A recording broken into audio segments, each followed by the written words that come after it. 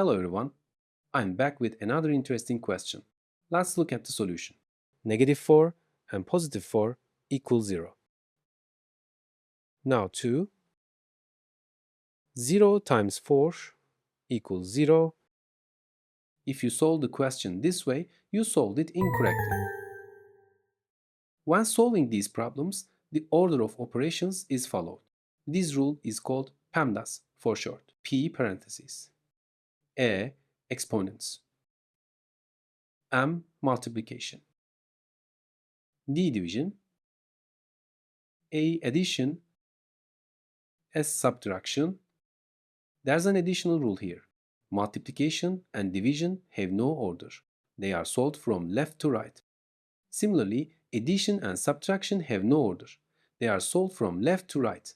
Now let's do the solution again. While I delete the incorrect text, you can like the video and you can write hi in the comments section. Here's addition and multiplication. First, we do multiplication. 4 times 4 equals 16. Then we addition -4 plus 16. Here, -4 swallows 4 of +16. The answer is +12. Congratulations if you found the answer this way. We've reached the end of our video. Solve the question on the screen. Write your answer in the comments section. Let's see who gets the correct answer. You can subscribe for new videos by clicking the logo on the screen. You can also check out my other videos in the sections on the sidebar. See you in the next video.